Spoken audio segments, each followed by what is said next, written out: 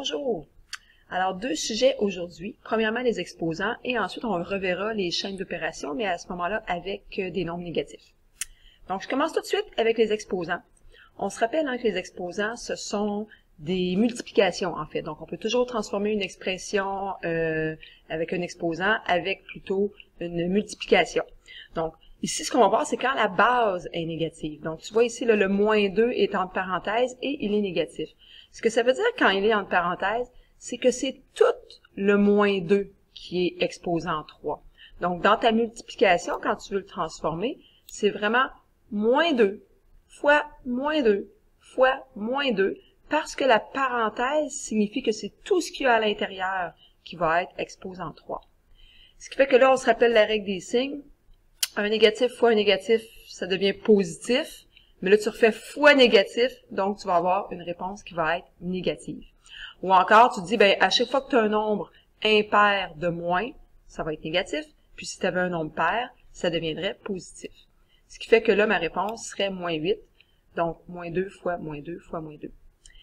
À l'inverse, si tu n'as pas de parenthèse, donc à ce moment-là, tu as un moins, tu as un 2 exposé en 3. Ce qui est à la 3 à ce moment-là, c'est juste le 2.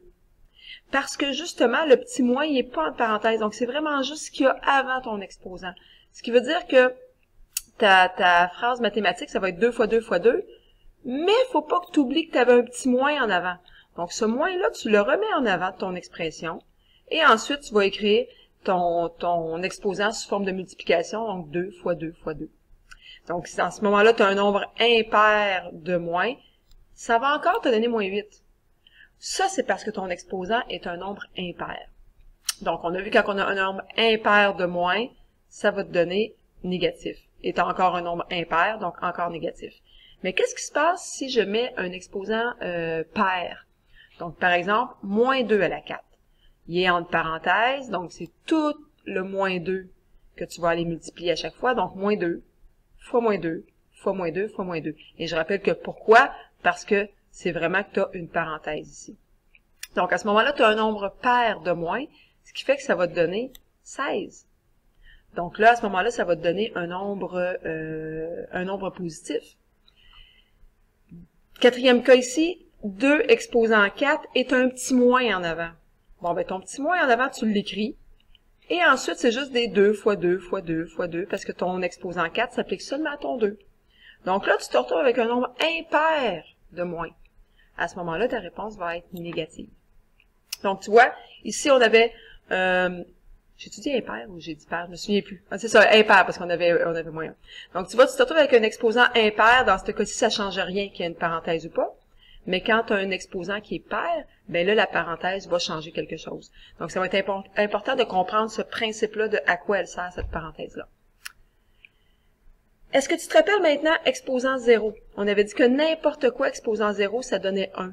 Ben, c'est vrai même si tu as un négatif dans une parenthèse, naturellement, parce que c'est tout ce qui est dans ta parenthèse qui va être exposant 0.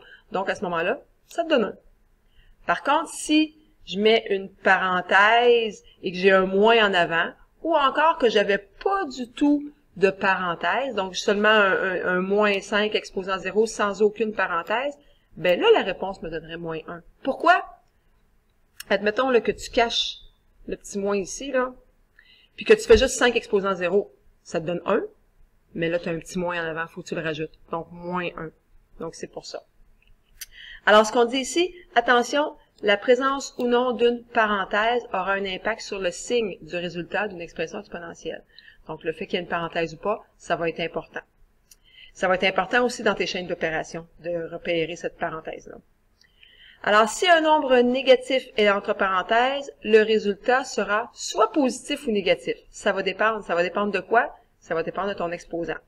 Donc, on a dit que s'il est pair, ça va être positif. Et on a dit que s'il est impair, ça va être négatif. Exemple. Alors, tu as moins 3 entre parenthèses à la 4, ça te donnerait 81. Et si je mettais plutôt un exposant impair, donc moins 3 entre parenthèses toujours, parce qu'on a dit que là, il était entre parenthèses, à la 3, ça va donner moins 27. Donc, dans ce cas-ci, on pourrait peut-être juste aller souligner, là, un petit souligneur, que ça, c'est dans un cas où est-ce que j'ai une parenthèse.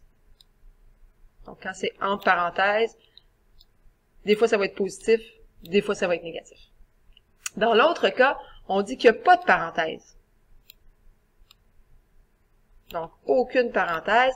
À ce moment-là, c'est toujours négatif si tu as un moins en avant. Par exemple, moins 4 à la 3 donne moins 81. Hein, tu vois que ça a un impact ici, la parenthèse. Ou encore, moins 3 à la 3 donne toujours moins 27. Donc, comme ça donnait tantôt, parce que tu avais un exposant qui était impair de toute façon.